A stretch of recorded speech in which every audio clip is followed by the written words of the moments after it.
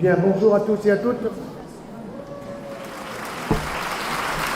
Nous allons...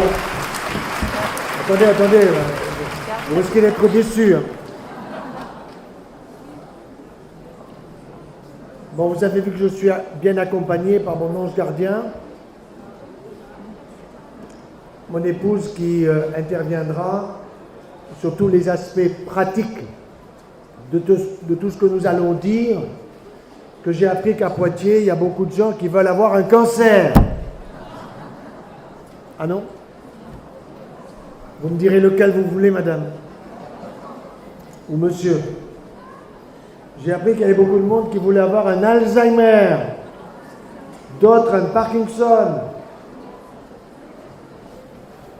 d'autres qui veulent avoir les complications de la vaccination. Bref, ce qui me frappe le plus aujourd'hui, c'est que le grand public que vous êtes et dont nous faisons partie, nous aussi, ils s'intéressent à la santé. Alors que les médecins, évidemment j'en suis un, nous avons beaucoup enseigné les maladies. Mais moi j'étais, quand j'enseignais mes élèves, toujours un peu spécial parce que je leur disais, je vais vous faire une demi-heure la maladie, mais une demi-heure la prévention. Et le plus important, vous pouvez vous réveiller dans une demi-heure. C'est la prévention. Mais comme les examens portaient sur la maladie, ils étaient attentifs toute l'heure, quoi. Donc c'est vrai que ce qui vous intéresse, et vous avez raison, c'est de ne pas avoir un cancer de l'estomac, une typhoïde, un Alzheimer, un Parkinson, bref, des maladies de civilisation que nous voyons aujourd'hui dans toutes les familles. Dans ma propre famille, au sens assez étroit, frères, sœurs, cousins, 6 cancers prostatiques, 1 cancer du sein, 1 cas de tumeur cérébrale. Et dans tous les cas, comme je connais bien les personnes, je connais les causes. Les maladies ne tombent pas du ciel. Certes, il y a la génétique. Et on peut dire que lorsque une femme ou un homme est porteur du gène du cancer du sein, cette femme, elle a 80% de risque, pas de chance, de risque, de faire un cancer du sein si on ne lui explique pas comment prévenir.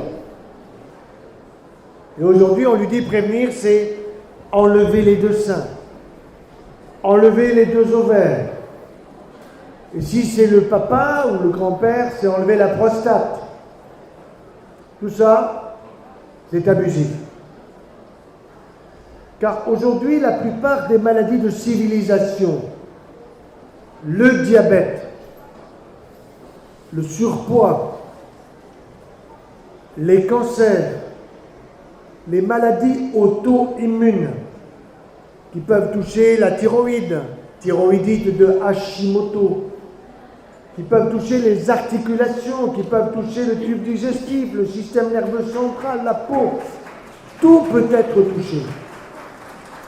Ces maladies-là sont d'abord liées à un système immunitaire qui est malade. C'est pour ça qu'on parle de maladies auto-immunes et le mot est passé dans le grand public qui a enfin compris, mais ce n'est pas sa faute s'il a mis du temps à comprendre. Qu'est-ce que ça veut dire auto-immune? Automobile, c'est la mobilité de moi. En grec, auto, moi.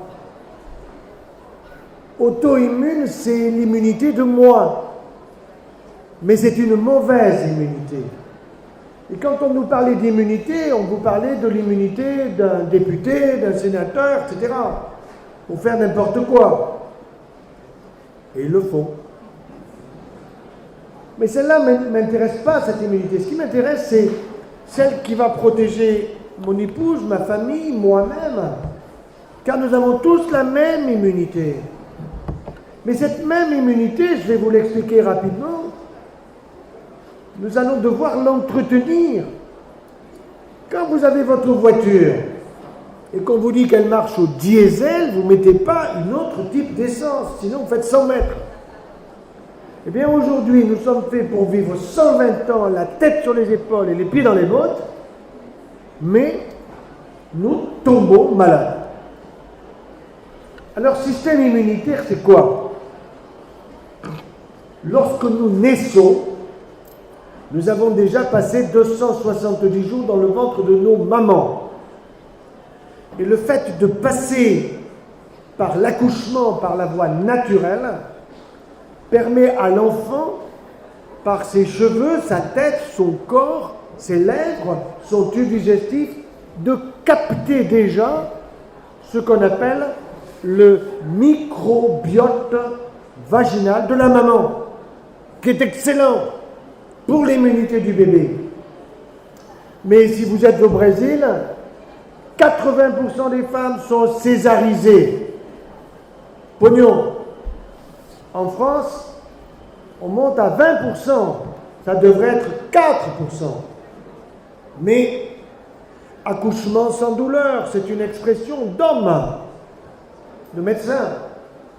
Moi, j'ai accouché 6 fois. Enfin, elle a accouché 6 fois. Quel boulot! Quel boulot! Mais c'est admirable. Et le petit reproche que je ferai à vous, les dames, c'est que vous gardez tout ça au fond de votre cœur, de votre affectivité. Vous n'osez pas dire les choses. Il faut dire. Il faut s'exprimer.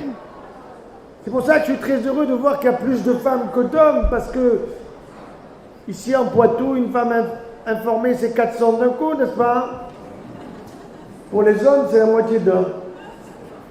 Sauf quand vous lui parlez de sexe. Alors il retient tout. Donc, messieurs, vous aurez droit à quelque chose à la fin. Comme ça, c'est pour vous tenir éveillés. Alors, ces maladies auto-immunes, donc, système immunitaire, il se construit déjà dans le sein maternel, et ensuite, naissance, plus l'allaitement maternel. Mais Guigoz n'est pas d'accord. Jacquemer n'est pas d'accord.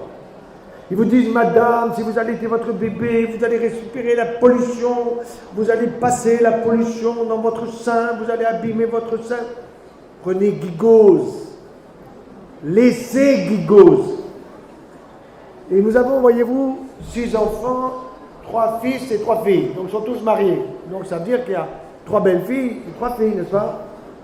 Moi j'ai dit à mes belles filles, si vous n'allaitez pas mes petits-enfants, ma femme les allaite. Ça marche très bien. Elles allaitent toutes. Aucun problème. Mais c'est vrai que si l'une d'entre elles ne pouvait pas, oui madame, vous pourrez avoir passé l'âge d'idole de la ménopause, mettez le petit-fils au sein, dites-lui, petit, vas-y, tire bien, en 3 jours le lait arrive. Mais pas si votre mari tire, il n'y arrivera pas. Pourquoi? Parce que le bébé, il a les papilles sur les lèvres. Si je vous mets du sel et du sucre sur les lèvres, il vous faut le bout de la langue pour sentir que c'est sucré ou salé. Mais le bébé, lui, il a les papilles sur les lèvres qui sont très importantes pour lui parce qu'il sait tirer sur un mamelon. Et nous, on ne sait pas. Donc lui, il sait. Donc ça, c'est une donnée qui est très importante. Pourquoi? Parce que dans le lait maternel, vous avez des merveilles. 7 facteurs de croissance pour la croissance du cerveau de cet enfant, qui fait qu'il commence à parler à 1 an, il est adroit, il reconnaît papa, maman, les frères, les soeurs, etc. J'ai joué 7 facteurs neurotrophiques. En plus, vous avez des molécules merveilleuses. Immunoglobuline A, immunité, immunoglobuline A. Alors, il y a de la A, il y a de la M, il y a de la G, peu importe. La A, elle est dans le lait de la maman pour protéger immunologiquement son bébé. Il y a de la lactoferrine. Lactoferrine. Vous entendez le lait, le fer. C'est pour tuer les germes, pour que le bébé soit protégé. Il n'y en a pas chez Gigoz. Et puis il y a aussi des lymphocytes qu'on appelle T4 ou CD4 qui viennent du lait de la maman pour protéger l'enfant contre les infections. Mais ça, Madame la ministre, qui est pourtant une femme, ne le sait pas. Ou plutôt, elle l'a oublié. Et donc le point important, c'est que si vous comparez le lait d'une maman dont l'enfant naît à 7 mois, il est prématuré, n'est-ce pas? Vous comparez ce lait à celui d'une maman dont l'enfant naît à 9 mois, vous avez plus de CD4, plus d'immunoglobuline A, plus de lactoferrine dans le lait de la maman dont le bébé est né à 7 mois. Ça veut dire qu'il y a une adaptation du corps de la maman au corps de son bébé. Magnifique nature qui fait qu'il n'y a pas besoin de prescription, il n'y a pas besoin de médicaments. Attention, car dans les maternités, encore aujourd'hui, ça fait 30 ans que je me bats, on prescrit parfois à des femmes une soi-disant petite vitamine qui est un médicament qui casse la lactation. Et la femme vous dit, j'ai pas eu de lait. Et pourquoi elle n'a pas eu de lait? Parce qu'on lui a donné de la bromocriptine pour les médecins qui sont là, ou du Parlodel, qui est un médicament qui casse la lactation, qui est dangereux pour le cœur, dangereux pour le système nerveux. J'ai mis 30 ans pour faire arrêter cette saloperie. Mais Big Pharma est puissant. Mais il ne le sera pas autant que le grand public que nous sommes n'est puissant. C'est pour ça qu'il ne faut pas se laisser faire. Et qu'il faut rentrer dans une résistance active. Il ne s'agit pas de tuer les gens, il ne s'agit pas de se moquer, il s'agit de dire des choses vraies. Et pas d'utiliser le grand public que nous sommes comme un consommateur. Que ce soit bien clair. Alors, si par exemple, vous voulez mieux comprendre votre système immunitaire, bien d'abord, vous devez savoir qu'il n'est pas fini avant 1000 jours après la conception du bébé. Imaginons que le bébé est conçu aujourd'hui, il va avoir 270 jours de temps de grossesse, n'est-ce pas? Vous ajoutez 2 fois 365 jours, faites l'addition, ça fait 1000 jours. Donc, le système immunitaire de bébé n'est pas fini avant 1000 jours. Si il naît par voie naturelle, s'il est allaité par la maman, et l'Organisation mondiale de la santé dit idéal 6 mois intégral plus une année, ce que j'appelle l'apéritif de bébé matin et soir. Maman part au travail, un petit coup avant de partir, maman revient du travail, un petit coup au retour du travail. Et là, il est couvert et il n'a pas besoin d'être vacciné, car la loi française, qui n'est pas du tout la loi mondiale ni la loi européenne, elle impose la vaccination avant l'âge de 18 mois, 18, 20, 24, c'est kiff-kiff, hein, contre 3 maladies, diphtérie, tétanos, polio. Mais les labos sont des malins. Ils se sont entendus entre eux, entre Sanofi Pasteur et GSK, qui est un laboratoire américain, pour arrêter la fabrication du DTP, diphtérie, tétanos, polio, et pour ajouter 3 maladies. La coqueluche, vous avez tous eu une coqueluche, vous êtes tous vivants. Vous avez tous reçu l'hémophilus influenzae B, sauf peut-être des personnes qui sont fatiguées de par la maladie, ça arrive, qui doivent subir une greffe de rein, de foie, de cœur, pas beaucoup, qui ont reçu un virus comme le virus de l'hépatite B, parce que maman en est porteur ou papa en est porteur. C'est rarissime, mais ça arrive. Ces personnes-là, il faut vacciner, bien sûr. Mais les autres, le meilleur vaccin, c'est le lait de maman, pendant 18 mois. Ah oui, mais je dois mettre mon petit à la crèche, on m'impose. Non, on ne vous impose rien. La loi permet d'entrer l'enfant à la crèche non vacciné.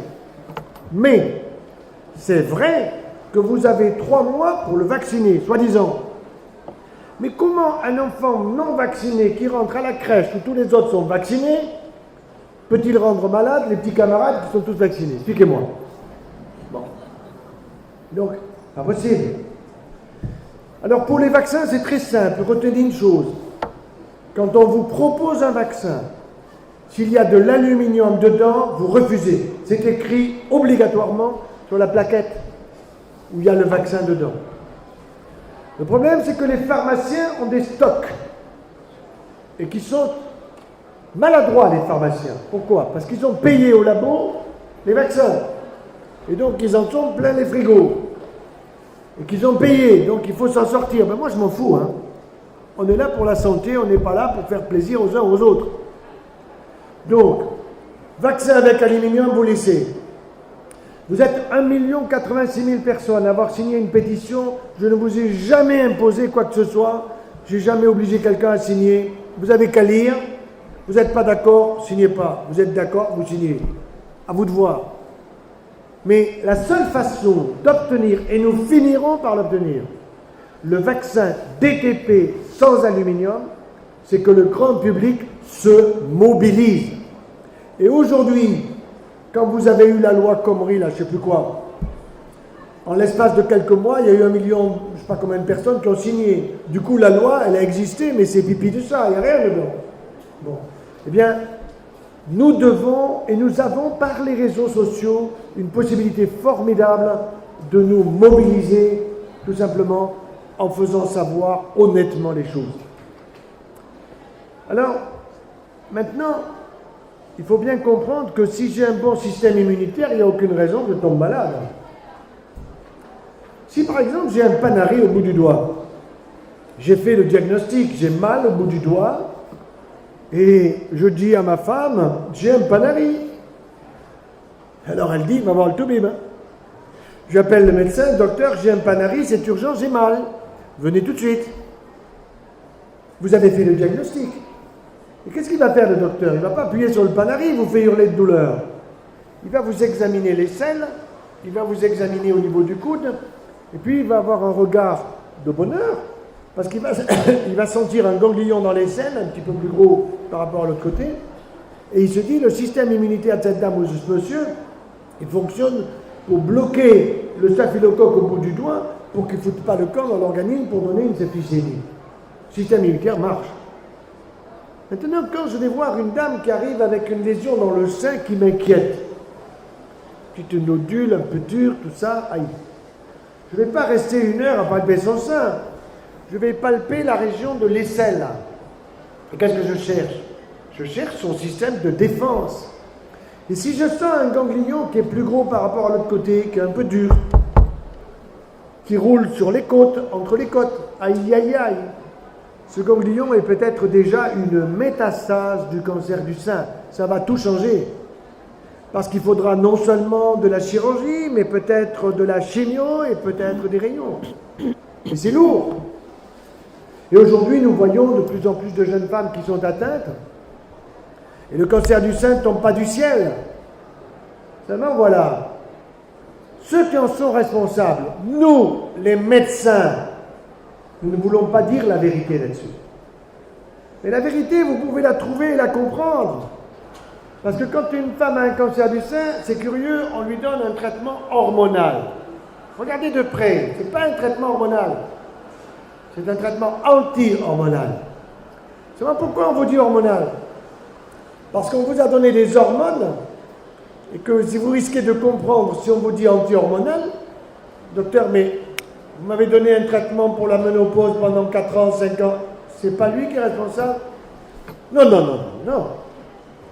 Et même, il y en a qui vous disent, ils sont quand même gonflés, grâce au traitement que je vous ai donné, madame, on a pu faire le diagnostic plus tôt, et grâce à ce traitement, vous avez un cancer de meilleur pronostic. On se moque de nous. Le traitement hormonal substitutif de la ménopause, laissez-le chez le pharmacien. Vous n'en avez pas besoin. Vous avez besoin de bonnes tisanes de sauge, de l'herboriste, d'aquilée millefeuille. Vous avez besoin de tendresse et pas de stress. Or aujourd'hui, c'est quel âge, madame? 48 ans. Oula, ça se voit.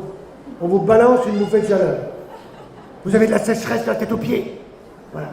Alors, tout de suite, on vous propose des traitements. Méfiez-vous. Tout ça, c'est Big Pharma qui calcule de créer des maladies pour que les bien portants prennent des cachetons totalement excessifs. Donc, pourquoi avons-nous tant de cancers du sein chez les femmes de plus en plus jeunes? Parce qu'une femme de 60 ans, c'est une femme jeune. Hein? Faire un cancer du sein à 85 ans, il n'y a aucun souci. Faire un cancer de la prostate à 85 ans, il n'y a aucun souci. C'est une forme de vieillissement naturel. En vieillissant, nos cellules peuvent se mettre à chahuter. Mais on n'en meurt pas. Si je contrôle 100 hommes ou 100 femmes qui meurent à 100 ans et un jour, et qu'on contrôle au niveau du microscope le sein des dames et la prostate des messieurs, on va trouver 95 cancers. Pour les uns comme pour les autres, pas de danger. Ils ne sont pas partis de ça, ils sont partis d'un vieillissement naturel, sauf qu'ils auraient dû attendre 20 ans de plus. Comment on leur a dit, maintenant il faut que tu dégages, quoi. On vous met en maison de retraite. En maison de retraite, en arrivant, on vous fait un petit cadeau. Bienvenue. Je vous offre un plumier, madame. Plumier, ça vous rappelle l'école. Et là, il y a des rainures, lundi, mardi, mercredi, jeudi, vendredi, samedi. Et là, il y a des petits trucs. Et dedans, il y a des pilules. Alors, la petite dame de 70 ans, elle pleure parce que sa fille l'a pas appelée pour lui dire « je t'aime ». Alors, si elle pleure, anxiolytique.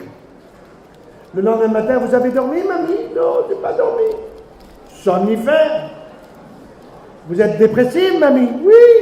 Antidépresseur. Et on augmente les Alzheimer de 50%, c'est officiel. On va dire que vous pouvez fabriquer un Alzheimer. Méfiez-vous dans les maisons de retraite. Hein. Méfiez-vous. Vous avez des médicaments pour les yeux, pour les oreilles, pour le trou de balle, pour le ventre, pour la respiration, pour le trou de nez, pour tout. Il y a un pharmacien dans toutes les maisons de retraite. Manipulé par Big Pharma. Tout ça, c'est important à comprendre. Alors, ça veut dire que tout va se jouer déjà pour votre système immunitaire par ce que vous allez mettre dans votre palais des saveurs. Ma femme me dit que je suis poète quand je parle du palais des saveurs. Non. Palais, c'est l'anatomie. Saveur. Vous avez quel âge, monsieur? 65 ans. Et vos papilles de votre langue? 65 ans, docteur. Non. 10 jours. Les papilles de ma langue, elles ont 10 jours. Mais oui. Vous les refaites tous les 10 jours. Mais si vous savez vous en servir, si vous ne vous servez pas de votre muscle biceps, il s'atrophie. Si vous ne servez pas des papilles de votre langue en faisant goûter le bon fromage de chèvre ou de brebis, le bon vin de votre région, ou les bons fruits, les bons légumes, etc., si vous avalez comme font les toutous, les chiens ou les chats, vos papilles s'atrophient.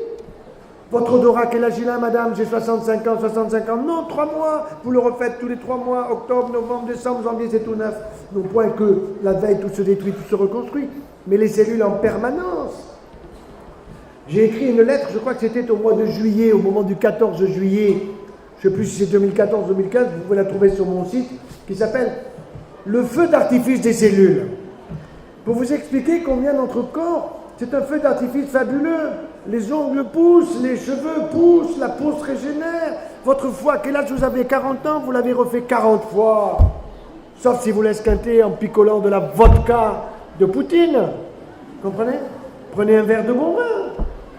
Bon, vous allez esquinter votre corps et votre immunité si vous fumez de la Marie-Jeanne, hashish, voilà, qu'on vous prépare gentiment dans le nord du Maroc et qu'on vous envoie en voiture rapide pour nos enfants et nos petits-enfants, qu'on distribue dans les collèges. Alors, ce n'est pas les profs qui distribuent dans les collèges, mais c'est les copains, tout ça. Vous n'avez pas de gosse qui n'est pas joué à fumer du hashish aujourd'hui. C'est impensable, tout ça. Ça esquinte l'immunité, d'autant que ce produit, le hashish, est concentré avec 35% de tétrahydrocannabinol, alors qu'avant, c'était 5%. Pourquoi 35%? Parce que c'est OGM. Et puis on vous dit les OGM, c'est pour sauver la planète. on vous raconte des salades. Notre planète est capable de nourrir 100 milliards d'hommes si on sait s'organiser. Mais le problème, c'est que, un, on ne s'organise pas, et que deux, nous n'arriverons jamais à 100 milliards par la régulation des morts et des vivants. Il faut laisser la place. Mais vous avez le temps, quand vous aurez 100, moi j'ai mis 120, on verra. Bon. Donc, c'est notre alimentation qui va être la clé. C'est le palais des saveurs qui va être la clé. Qu'est-ce que je mets dans mon palais des saveurs? Pas ma bouche c'est pour me rouler des pelles. D'accord? Bon. Donc, qu'est-ce que je mets dans ce palais des saveurs? Comment je l'utilise? Est-ce que j'ai des dents? Je voyais, ce matin, j'étais au restaurant, il y avait une dizaine de jeunes femmes, et puis ils sont venus voir ma femme pour qu'elle tire la photo. Alors, c'était amusant, parce que toutes elles étaient, tout a montré leurs dents. Oui. Voilà. Mais j'avais envie de dire, vous savez pourquoi c'est fait les dents? Elles m'auraient toutes répondu pour la photo. Oui, ok pour la photo, mais surtout pour mastiquer. Incisive, canine, prémolaire, molaire. Enfin, c'est élémentaire. Vous savez que nous avons 6 glandes salivaires macroscopiques, 6 parotides, sous-maxillaires, sublinguales, qui fabriquent 1,5 litre de salive par jour si on mastique. Si vous ne mastiquez pas, ça ballonne. À la piscine, vous flottez. Alors vous avez du gaz par en haut, par en bas. Dans le sud, on dit pétarade assurée. On vous suit à la trace. Oui. Vous allez dans les dom-toms. Bon, nous avons fait des formations là-bas. Ma femme va vous en parler dans quelques instants. La cuisson là-bas, c'est trop long. On passe des heures à faire cuire. Alors, les haricots, ben ça vient du sucre. Voilà. Là-bas, on s'est rendu compte, quand j'y suis allé la dernière fois, c'était en Martinique, que les yayas de Martinique, ils avaient 10% de plus de sucre par rapport à ceux de métropole, pour maintenir tout simplement l'addiction. Alors là, on touche aux produits laitiers. On a vu le meilleur, celui de la maman pour le bébé. Et celui de la vache, ben, il nous est réservé. Vous savez que quand une vache a mis bas son petit, 2 mois plus tard, réinséminé. On vous donne du lait, mais en même temps, il y a le lait de la grossesse, quoi, de la deuxième... Oui, hein? Et nous, on picole ça. Les hormones. Les hormones. Facteur de croissance. Le veau, en une année, il prend 365 kilos après sa naissance. Le petit Jean-Baptiste, le petit Karim, il prend 5 kilos. Mais le veau, il est aussi con un an après que quand il est né. Il a pris des facteurs de croissance pour son enveloppe, EGF, TGF pour ses muscles, ses tendons, IGF pour l'intérieur de son corps. Mais il n'y a pas de facteur de croissance pour le cerveau du veau. Si on donnait le lait d'une maman à un veau, il se mettrait à parler. Mais il ne grandirait pas.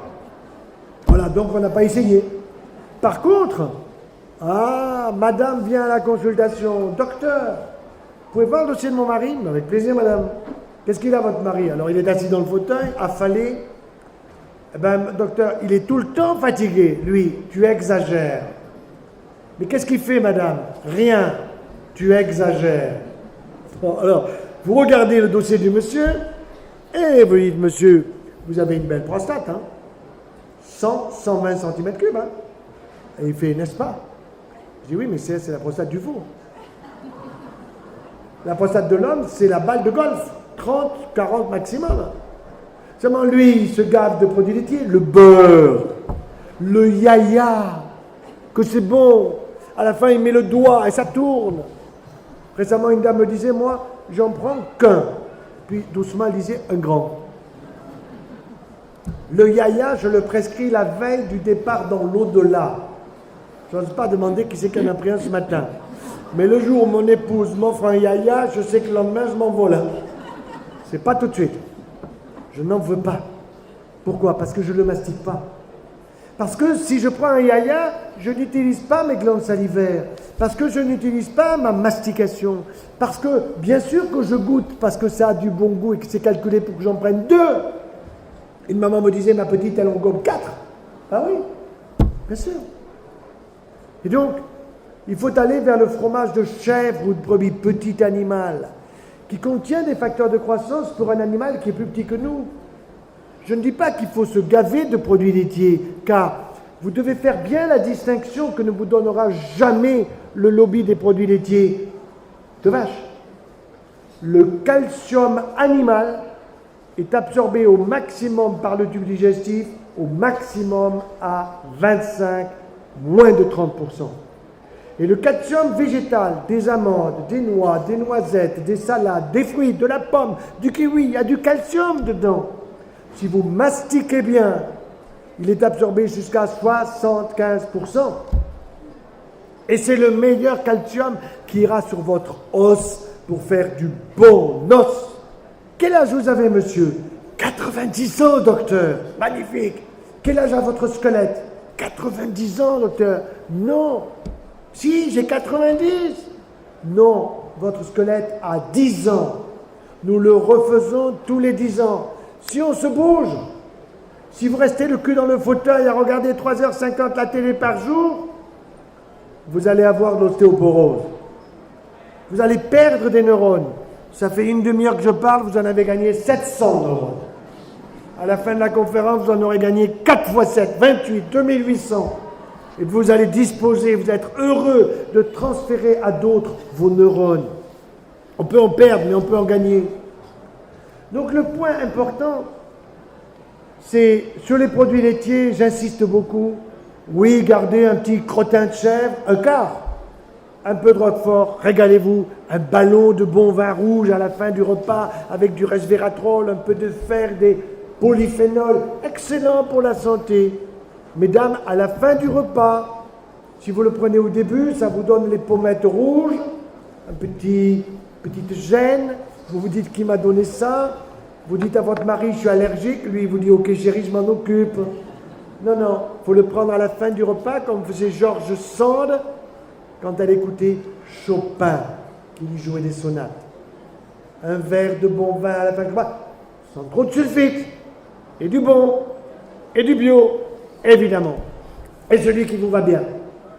Ensuite, il faut bien orienter notre alimentation vers 80% de végétaux, 20% de produits animaux.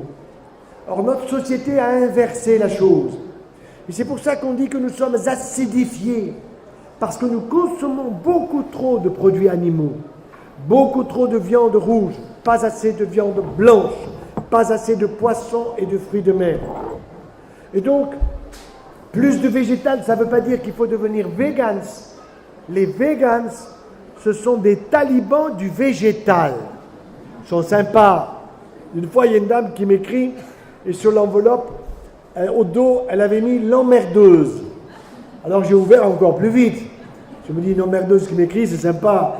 Parce qu'un jour, j'avais dit en conférence, les véganes sont des emmerdeurs. Pourquoi? Parce que on peut vivre vegan pendant une année et demie, 2 ans, on a des réserves. Et au bout de ce temps-là, les réserves s'amenuisent. Alors, la libido dans les chaussettes. On ne peut plus faire des bébés. On est fatigué. Vous voyez? On meurt avant tout le monde. Ça nous coûte la peau des fesses. Bon, donc, ok pour vegan, pour quelqu'un qui vient du McDo, qui vient des habitudes alimentaires que l'on voit classiquement sur les télés. Mais ensuite, évidemment, ce qu'il faut, c'est augmenter le végétal, mais ne pas oublier que les œufs à la coque, le jaune liquide, c'est du bon cholestérol, le blanc à peine pris, ça permet de garder l'eau, car vous voyez les personnes âgées aujourd'hui qui boivent beaucoup, ils boivent 2 litres et ils urinent 2 litres. Ils ne gardent pas l'eau. Pourquoi? Parce que tout simplement, pour garder l'eau dont nous avons besoin de suffisamment de protéines. Et les meilleures protéines, c'est l'ovalbumine, ce blanc d'œuf. Et ce blanc d'œuf, eh bien, à partir de 60-65 ans, un œuf à la coque tous les jours, d'une cocotte du Poitou, bio. Pas des cocottes qui sont en batterie. Vous savez que quand vous achetez un poulet en batterie, vous le faites cuire, vous en sortez un pigeon. Il en faut 4 pour faire un vrai. Bon, donc, vous prenez un vrai poulet qui cavale, libre, et qui est bio, si possible. Donc, le gros problème, ça va être le choix des aliments, et puis comment je fais cuire tout ça. J'ai la cocotte minute, j'ai le micro-ondes, j'ai le mix, je ne sais plus comment, il y a des tas de trucs qui vous coûtent la peau des fesses, tout ça. Et puis on vous dit avec ça, vous allez éviter le cancer, on vous raconte un tas de salades. Et puis comme vous avez une petite allergie, en réalité à votre mari qui vous emmerde, à votre femme qui vous emmerde, vous faites un test allergique. Ça vous coûte 300 €, vous ne pouvez plus rien manger. Tout ça, ça ne sert à rien. C'est du business et vous faites avoir. Je ne vais pas rentrer dans les détails de toutes ces allergies. Faites attention à ce que des gourous parfois proposent d'une manière excessive. Voilà. Je vais passer la parole à mon épouse. Grâce à elle, je suis en bonne santé. Grâce à elle, nos enfants et petits-enfants sont en bonne santé. Parce que c'est vrai que la théorie, c'est bien. Mais la pratique, c'est quand même essentiel. Comment choisir, comment préparer, comment conditionner, comment consommer, ça vous avez compris. Et comme ça, il n'y aura pas de constipation. Quand je suis dans les gares, dans les aéroports, mon Dieu, que les gens sont constipés. Moi, je vois ça sur le visage. J'ai envie de leur dire, mais mangez plus de fruits, croquez des pommes, croquez des kiwis, 4 à 6 fruits frais par jour, un verre de bon vin à chaque repas, régalez-vous. Voilà. Tout ça, vous allez voir, c'est possible. Et elle va vous expliquer comment préparer pour toute la famille les meilleures choses pour votre santé.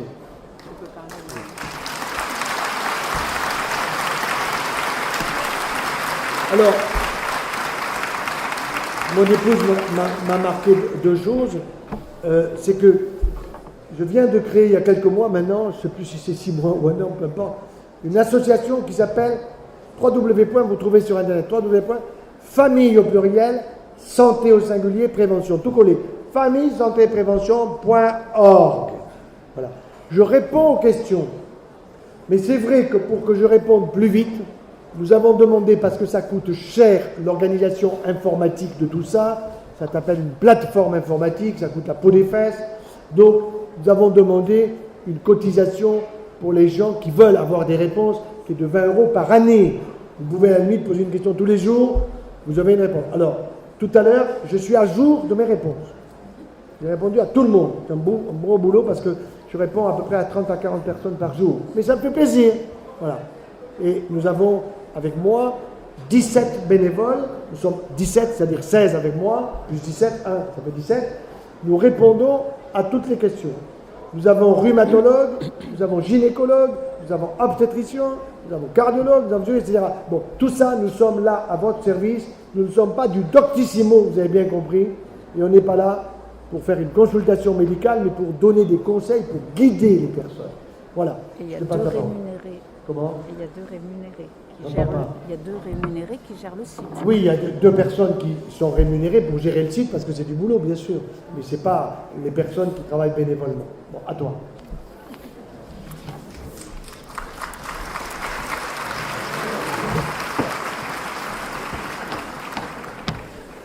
Bonsoir.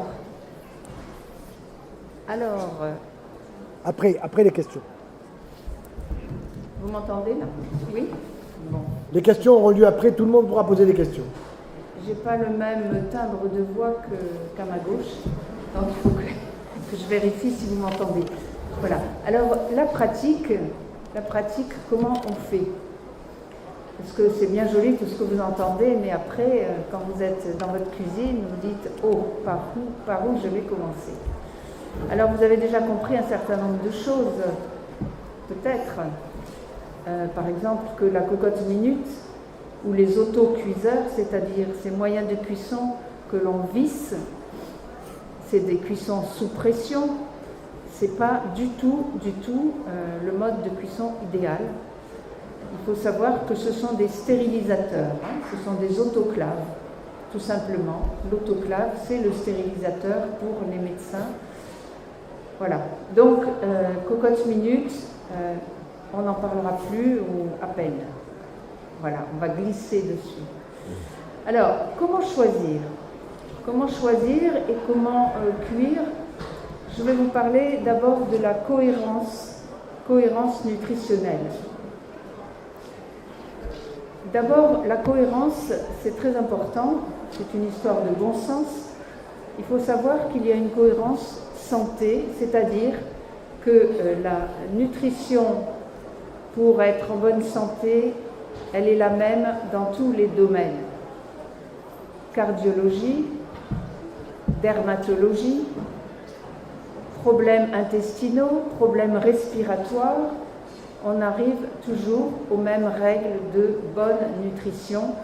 Et le régime nutritionnel qui y correspond le plus, c'est ce qu'on appelle le régime méditerranéen, c'est-à-dire un grand maximum de fruits et légumes frais, de saison, de proximité, et le maximum sous forme de salade pour ne pas dégrader les nutriments. Plus beaucoup de poissons, fruits de mer, des laitages en petite quantité de petits animaux, et de la viande de façon ponctuelle, pas à tous les repas, tous les jours, comme on le fait souvent. À midi, on nous a servi une entrecôte, elle pesait la plus petite, parce qu'il y avait 3 tailles disponibles, à des prix différents, bien sûr. La plus petite, elle pesait 250 grammes. Alors, moi, j'avais pris une salade. 250 grammes, mais c'est énorme. Il y en a pour 2. Oui, mais une fois par mois. Oui, moi, j'en fais jamais, donc tu te rattrapes. Et il a tout mangé. Je croyais qu'il m'en donnerait un petit bout, mais non. Hein. Voilà. Alors, donc, cohérence nutritionnelle. Cohérence santé. Quand vous prenez un légume, alors, bon, imaginez que c'est une aubergine. Hein. De loin, vous pourrez presque le croire. Une belle aubergine, eh bien, vous avez dans votre aubergine la peau et la chair. Il ne faut pas les éplucher. Dans la peau, vous avez des nutriments qui sont différents de ce qu'il y a dans la chair. Et la plupart du temps, il y en a beaucoup plus dans la peau, qui est plus dense, qui prend le soleil, qui réagit au froid et à la chaleur, beaucoup plus de nutriments dans la peau, en particulier de vitamines, que dans la chair. Bon. C'est pareil pour tous les végétaux. Alors certains, il faut vraiment enlever la peau, certaines courges qui ont la peau épaisse. Mais si la peau est fine, par exemple le potimarron, malheur, ne les épluchez pas les potimarrons. Déjà dans le potimarron, vous avez un capital de vitamines, de provitamine A qui est magnifique. Il y en a presque 3 fois plus que dans la carotte. Il y a 17 mg au 100 g.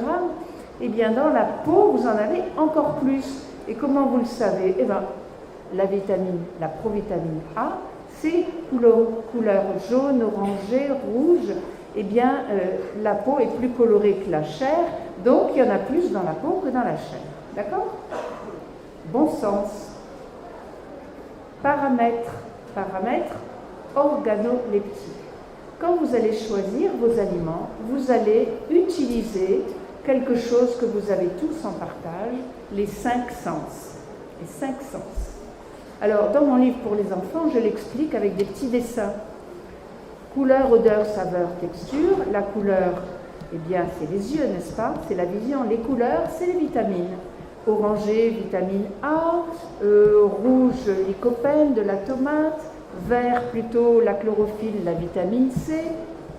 Vous savez, quand vous faites tremper une graine, la petite feuille qui sort signale l'apparition de la vitamine C qui, au départ, n'y était pas. Vous voyez, le seul fait de lancer la germination, hop, vous avez la vitamine C qui apparaît, c'est magique. Germination. Alors, on ne va pas éplucher les pommes de terre. On va trouver des pommes de terre bio, attention au traitement, attention aux irradiations pour pas que ça germe, attention à tout ça. Donc, on va les prendre bio, les fruits et les légumes, au maximum. Vous allez me dire, c'est 25% plus cher. Oui, mais curieusement, avec les traitements aux pesticides qui jouent comme des hormones, hein, ce sont des perturbateurs endocriniens, les pesticides, eh bien, ça fait gonfler d'eau de 25%. En réalité, quand vous allez cuire, vous perdez 25%. Ah, c'est pour ça que quand je mange bio, c'est plus riche et plus nourrissant. Et comme je vais faire attention à ne pas trop le cuire, je vais le mastiquer et je n'aurai pas besoin d'en prendre 2 ou 3 fois plus pour me caler. Ça alors, je ne le savais pas. Hein. Et comme je n'épluche pas, je vais garder au moins 10% en plus. Donc, vous voyez, vous économisez 35%. Au total, vous y gagnez au moins de 10%. Mangez bio, Faites travailler les producteurs bio, faites travailler les petits producteurs qui n'ont pas forcément le label bio, mais qui produisent bio, et vous irez bien, et l'économie ira mieux, et l'agriculture française se portera mieux, nous avec. Alors, vous n'épluchez pas, vous lavez bien. Quand vous lavez une salade, surtout si elle n'est pas bio, mais allez vers le bio, je vous l'ai déjà dit, mais bon, des fois on ne peut pas. Alors vous allez la couper à la racine, vous recoupez la queue, le trognon, et vous le trempez complètement immergé dans un saladier plein d'eau. L'extérieur sera lavé, ça va enlever des pesticides, et par la circulation de la sève, donc vous allez la laisser cette salade, pareil pour le chou par exemple, vous allez laisser une bonne demi-heure, puis vous jetez l'eau, vous remettez de l'eau propre. Vous allez évacuer au moins 30% de pesticides. Il y a eu des études qui ont été faites comme ça en Espagne sur les fraises avec la queue, attention, parce que si vous enlevez la queue, il ne faut pas les tremper, ça va devenir des éponges, vous n'aurez plus rien entre les doigts. Et les fraises espagnoles, on sait ce que c'est, n'est-ce pas? On ne les aime pas trop. Eh bien donc, si on les trempe, même les fraises espagnoles, avec la queue, on va évacuer environ 30 à 40% des pesticides. C'est quand même bon à savoir. Hein. Mais ceci dit, pour les raisons que j'ai déjà énumérées, je vous conseille plutôt de consommer bio. D'ailleurs, je vois que vous êtes ici, c'est une... voilà. Vous êtes très bien, très très bien. Couleur, odeur, saveur, texture. Les saveurs, ce sont les sels minéraux. Il faut qu'ils soient en bon état pour que vous ayez tout le goût, tous les goûts de vos aliments. Et les goûts dans les végétaux, ce sont les sels minéraux. Ça veut dire que vous allez bénéficier en les mastiquant bien. Première étape de la digestion, mastication, salivation.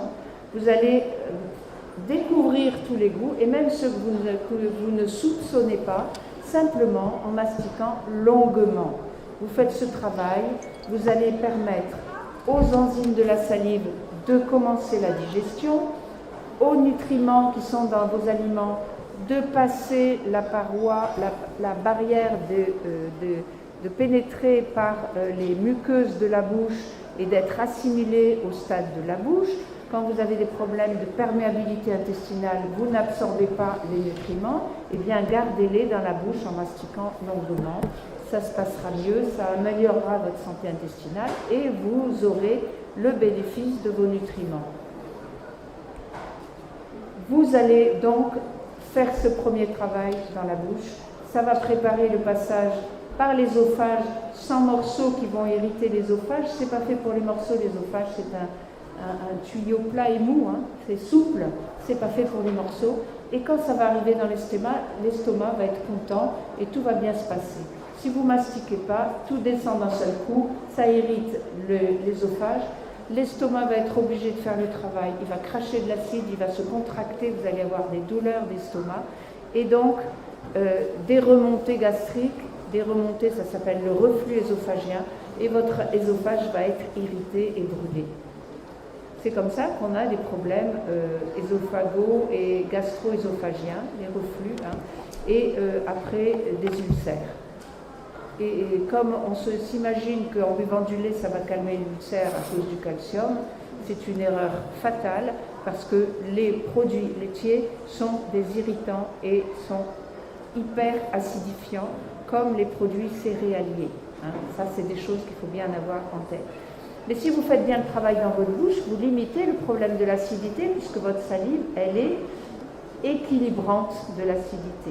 Voilà, c'est très important. Et quand ça arrive dans l'intestin, si c'est acide, ça vous irrite l'intestin et ça détruit la flore intestinale.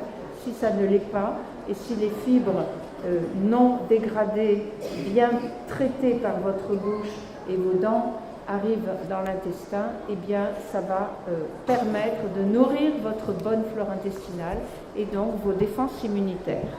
Voilà, c'est le petit raccourci pour vous faire voir comment ça se passe. Je reviens donc à vos aliments. Vous les avez choisis en utilisant vos 5 sens pour voir que la peau ne soit pas marbrée de taches, qui montre terne, qui montre que c'est pas frais, la queue ratatinée, hein, souvent les commerçants recoupent la queue des courgettes pour qu'on ne voit pas qu'elles sont un peu attendues, mais si elles sont molles, pas toniques et un peu grises et avec des taches un peu brunes, ne les prenez pas, c'est qu'elles sont vieilles. Hein. Ou alors il faut qu'on vous paye pour les prendre.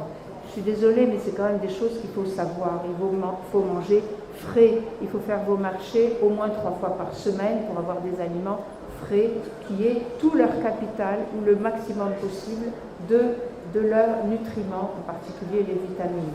Voilà. Capital en eau, ça sèche, c'est mou, il y a moins d'eau. L'eau est nécessaire, vous en avez 80% dans les végétaux et elle est importante aussi pour votre propre hydratation, hein, dans votre ration alimentaire. Vous choisissez donc tonique, bonne odeur, vous pouvez sentir, hein, bonne odeur, vous achetez donc fréquemment, vous conservez vos légumes au frais dans votre frigo, à l'ombre et au frais, puisque la dégradation des nutriments, c'est la durée, le temps de conservation, c'est la chaleur et c'est la lumière. Donc, fréquence.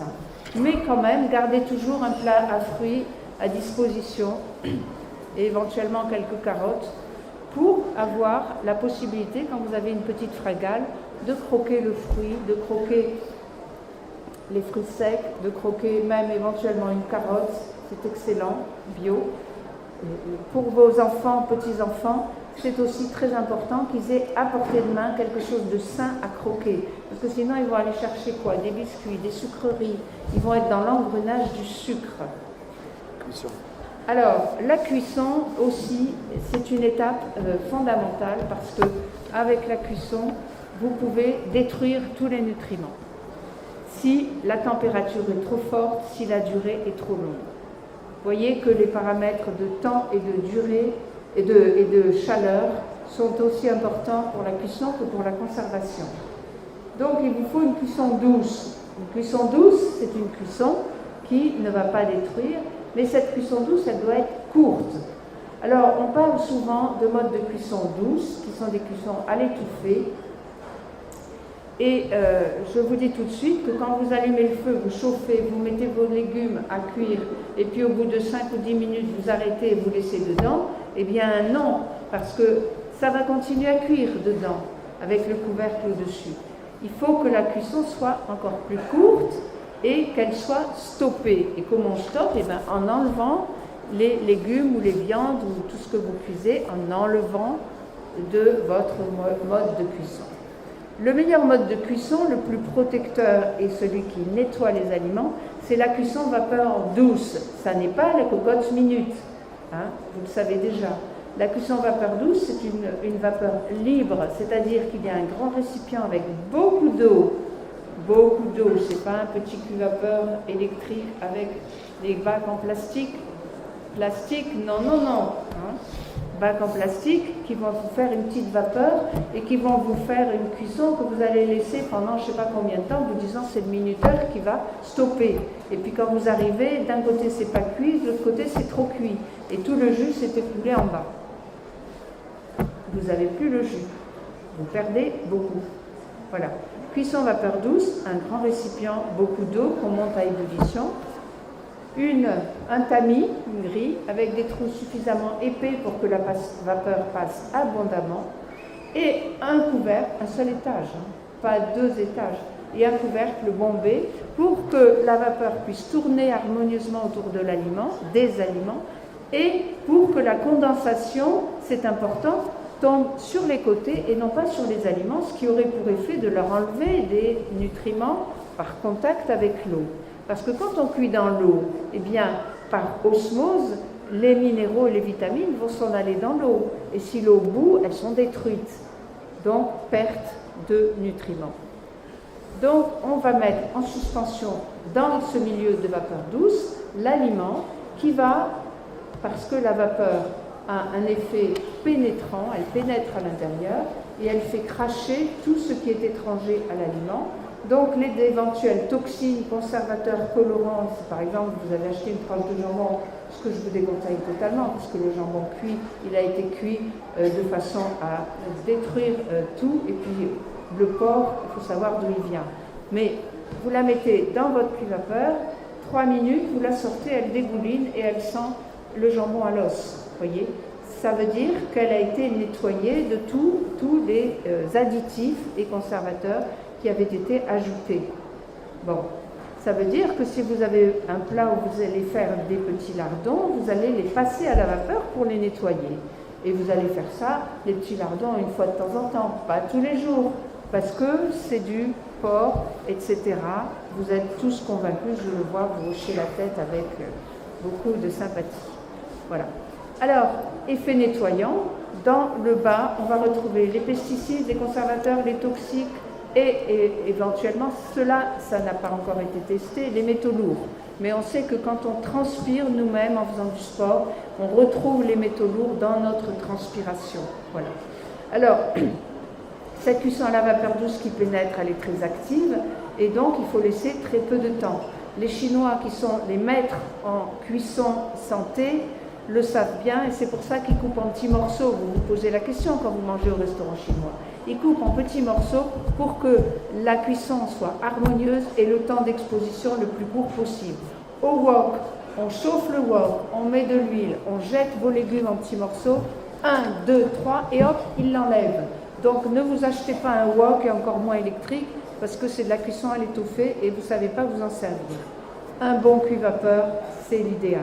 Et à la vapeur, on fait pareil.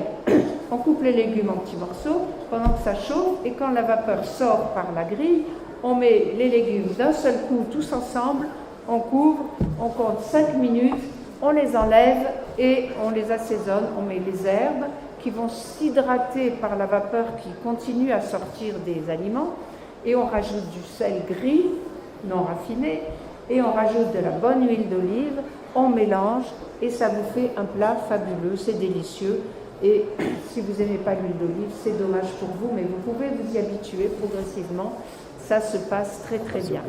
Alors, vous avez... Merci beaucoup. Vous avez compris une chose, cuisson courte, temps pour manger. Alors que nos mamans, et on ne va pas leur en vouloir, c'était des cuissons qui n'en finissaient plus, et puis des repas où on faisait la sieste après. Hein. Alors quand vous avez envie de dormir après un repas, c'est que vous avez mal mangé. Vous avez trop mangé. Vous avez trop sucré. On a tendance à être aux addictions au sucre. Alors attention, les cellules mauvaises, inflammatoires ou cancéreuses aiment le sucre. C'est pour ça qu'il y a un examen qu'on appelle le PET scan, pour ceux qui ont eu cet examen pour des problèmes de cancer. Qu'est-ce que c'est que le PET scan? C'est un sucre particulier que l'on injecte par voie veineuse et qui va se fixer sur la zone cancéreuse. Mais si vous avez une appendicite, ça ira se fixer sur la zone appendicite, c'est pas un cancer. Ça peut être simplement une inflammation. Donc on sait que la cellule inflammatoire, c'est une cellule qui souffre. La cellule cancéreuse, c'est une cellule qui est malade. Mais elle capte du sucre pour grandir et faire des petits. Bon. Donc le sucre, il n'y en a qu'un. C'est le sucre des fruits frais de saison. Et je vous en mets un deuxième, le miel. Des abeilles, pas de Chine, pas de Turquie, des abeilles de chez vous. Du miel de chez vous, des apiculteurs de chez vous. Parce non chauffé. Vous êtes non chauffé, parce que vous êtes habitués, si vous voulez, à des produits qui sont dans une écologie qui n'est pas tout à fait la même que chez les ch'tis dans le nord de la France ou qu'en Languedoc-Roussillon, Midi-Pyrénées. Non pas que ce soit mieux à tel ou tel endroit, mais nous avons une adaptation de notre corps à l'écologie locale. Oui, pour bien vous faire comprendre l'effet de la cuisson sur les fibres végétales ou sur les protéines, je vais vous expliquer comment on cuit les légumineuses. Bon, les légumineuses, c'est un trésor nutritionnel. Elles apportent énormément de bons nutriments, des protéines de qualité, des sels minéraux, des glucides, Bon. Et elles possèdent des fibres. Ces fibres, quand on fait germer des graines légumineuses, je vous conseille de le faire, c'est très bien, lentilles, pois chiches, eh bien, on peut les croquer le lendemain, on les fait tremper toute la nuit, on peut les croquer comme des petites noisettes ou des petits pignons. c'est très facile à consommer et c'est très tonique, très enrichissant au niveau nutritionnel. On peut les cuire. Alors, on a l'habitude de les cuire, mais pas n'importe comment. On ne peut surtout pas les acheter en conserve. En conserve, c'est tout dégradé et c'est une vraie catastrophe. Comment on va les cuire?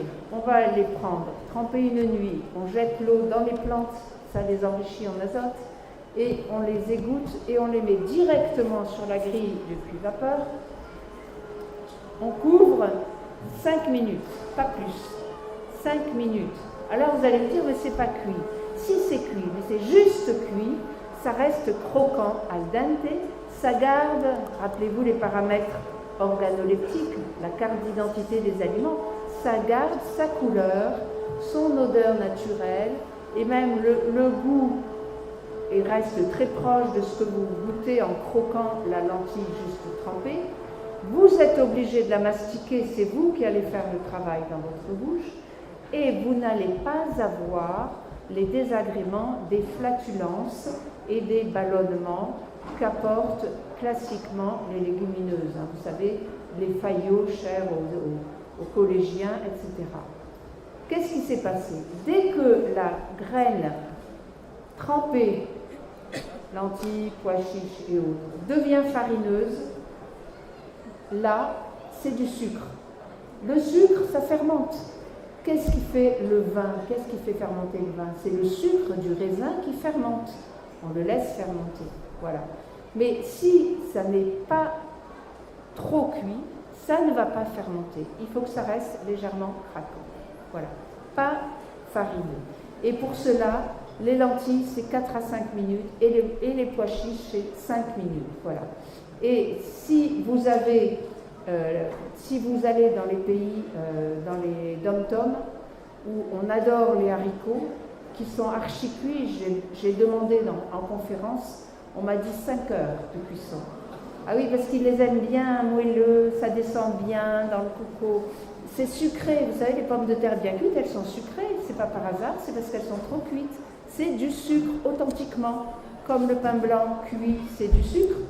Comme le riz blanc cuit, c'est du sucre. Voilà, vos légumineuses deviennent du sucre. Et c'est pour ça qu'elles fermentent. Et que vous prenez du poids. Si c'est trop cuit, vous prenez du poids. Voilà. Donc retenez ça, le dîner du soir, c'est salade, légumes peu cuits, à volonté, et vous dormirez très bien, et vous perdrez du poids. Voilà. Des fruits. Et des fruits, bien sûr, naturels, pas cuits, pas en compote. Voilà. C'est très important, retenez-le bien. Ce qui m'a plu en rentrant dans cette immense hall, première chose que j'ai vue, c'est les fruits. C'est les fruits et les légumes. Ouais. J'espère qu'ils sont bio. Sûrement ils sont bio. Sûrement ils sont bio. Bon, eh ben vous irez faire la bise à tous les agriculteurs de ma part en les remerciant parce que c'est grâce à eux que nous sommes en bonne santé. Merci à tous et à toutes et bonne santé à tous.